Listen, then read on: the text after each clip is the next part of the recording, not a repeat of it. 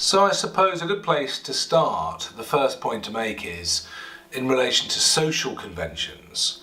It's clear that society has changed an awful lot in the last few decades, and what was acceptable 30 years ago may not be acceptable now.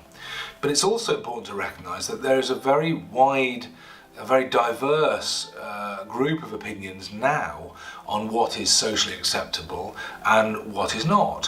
What is acceptable to the average 70-year-old male is probably going to be very differently interpreted by a 16-year-old female. And I think it's important to recognise that as we look at the law, because the social conventions are actually very important. So it's important to recognise that whilst there are rules prohibiting sexual harassment in the workplace, there isn't actually a criminal offence of sexual harassment, which might surprise some people. There are, of course, related criminal offences. There are offences of violence and offences of sexual assault which are related, but there is no specific offence of sexual harassment, which means that behaviours that may be prohibited in the workplace may actually be lawful, even if they are reprehensible, outside of the workplace. It's important to understand this in the light of the recent media coverage, because some of the incidents that have been discussed, even though we would probably all agree that the behaviours have been dreadful, they aren't necessarily criminal. Although if they happened in the context of a workplace, they would certainly be unlawful. This means that such incidents that happen in the workplace can be, if it is found that there is discrimination and harassment that's taken place, a person can get compensation from the civil courts, and in particular the employment tribunal, but may not necessarily be able to pursue a criminal action against the same person.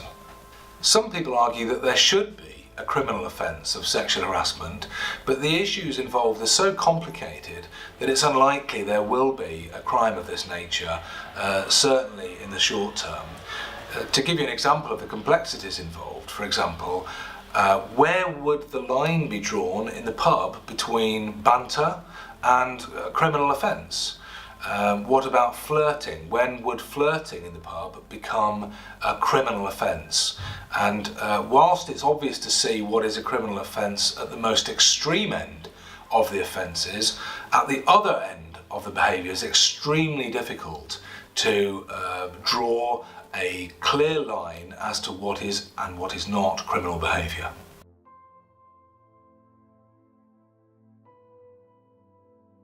So let's just think about sexual harassment in the workplace and the rules relating to sexual harassment in the workplace. These rules are set out in a very large and complex piece of legislation called the Equality Act 2010, which covers all sorts of types of discrimination. For the purpose of this video today, we're just going to talk about one very specific area, and that is sexual harassment.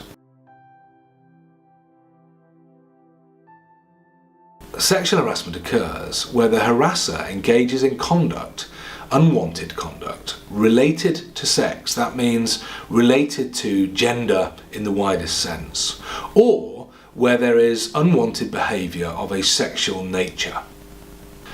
Furthermore, the conduct complained of has to have the purpose or effect of violating the victim's dignity, and/or creating an intimidating, hostile, degrading, humiliating or offensive environment for that person. So an example of a conduct relating to sex might be, for example, in a workshop. If you imagine a workshop situation where there are men and women working and they use tools, and the men put the tools on a top shelf which is out of reach of the women. That is undoubtedly unwanted conduct, and it is related to sex in the sense that the men are statistically taller than the women, and that may have the effect of creating a hostile environment for the women or of violating their dignity, and in that case that would be sexual harassment. The second type of sexual harassment claim involves conduct of a sexual nature, and that's much more the type of claims that we've been hearing about recently. So unwanted touching, unwanted advances, gestures, inappropriate comments, sharing of pornography, unwanted pictures, unwanted sexual banter, and so on.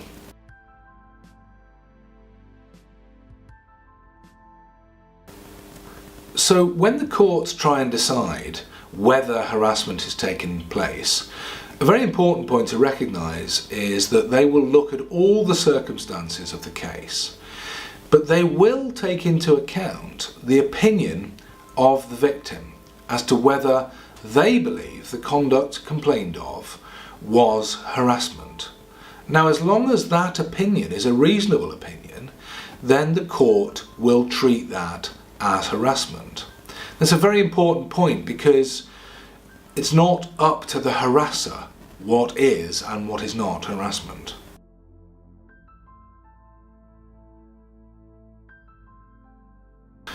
So where this gets really interesting is how things are changing. And clearly the law itself is not changing at the moment in the light of these recent allegations. But what I think is changing is an awareness, a heightened awareness of what could amount to harassing behaviour. It is becoming a bit of a minefield for people in the field of employment. So for example, I think we can all agree that walking into a meeting, offering to shake someone's hand, is almost never going to be an act of harassment. But what about a situation where you may be used to greeting somebody with a type of a kiss on the cheek, a European style kiss on the cheek? You could envisage a situation where that would not be welcome and may even be viewed as harassment.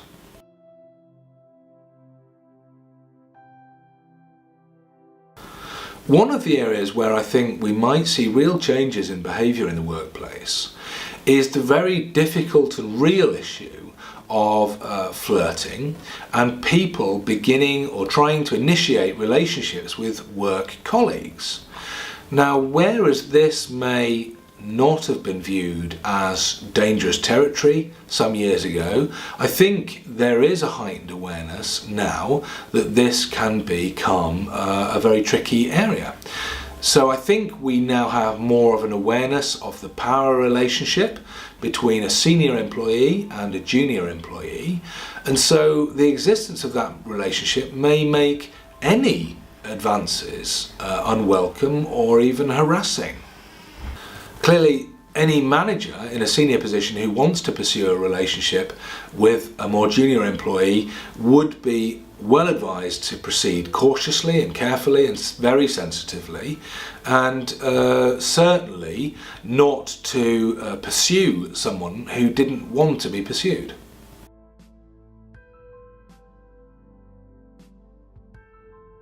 One important point that employers should recognise is that they can be vicariously liable for the acts of their employees. What that means in plain English is that if one employee harasses another employee, the employer can be liable for that behaviour. Now, there is a defence to that if the employer can show that they've taken reasonable steps to ensure that such behaviour didn't take place. Now, usually that takes two forms. The company will want to have some sort of written policy in place covering sexual harassment. And secondly, all employers would be very well advised to undertake training with their staff. This could be even fairly informal training, but at the very least there should be a discussion taking place company-wide as to what is and what is not appropriate behaviour. And of course those levels may be different for different companies and different environments. But the important thing is that the employer needs to recognise that they need to take some steps to ensure that sexual harassment does not take place in their workplace.